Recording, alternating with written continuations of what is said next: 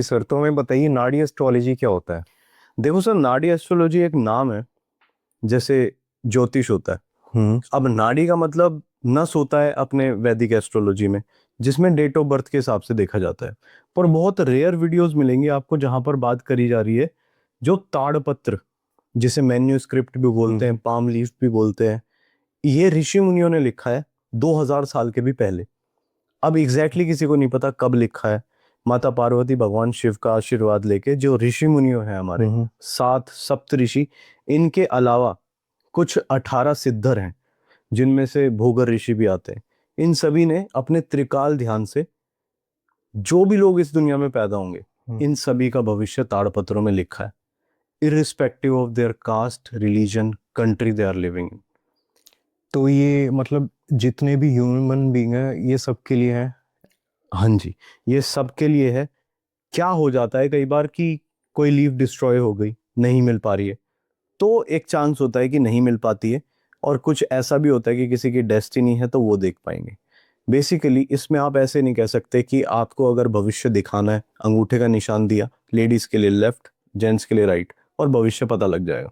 हम्म। ऐसा नहीं, ये एक डेस्टिनी है। कई बार क्या होता है कि सामने वाले की लीफ भी मिल गई, उसके बाद भी उनमें विधि नहीं है देखने की, तो नहीं हम्म। देख पाएंगे। अब क्या है, इसको मैं थोड़ा सा एक्सप्लेन करता हूँ। अंगूठे का निशान देना है आपको, 108 तरीके के अंगूठे के निशान होते हैं, चाहे दुनिया में कितने भी लोग हो। कॉमन है 108 तरीके के निशान। हम्म। इसके अलावा लेडीज को लेफ्ट हैंड का अंगूठा देना है निशान, और जेंट्स को राइट का। इसके थ्रू से एक जो रीडर है वैदीश्वरन कोविल लाइब्रेरी में, हम्म। वहां पर वो जाते हैं, एक बंडल लेके आते हैं। बंडल में 50-60 लोगों की लीफ होती है। ओके। इसके अंदर एक एक लीफ पढ़ के आपसे सवाल पूछता है सामने वाला रीडर। बेसिकली हर सवाल का जवाब आप हाँ या ना में देंगे। अगर आपसे डिटेल मैच होती है तो हाँ, नहीं होती है ना। ना बोलते ही रीडर लीफ चेंज कर देंगे। चेंज कर देते हैं।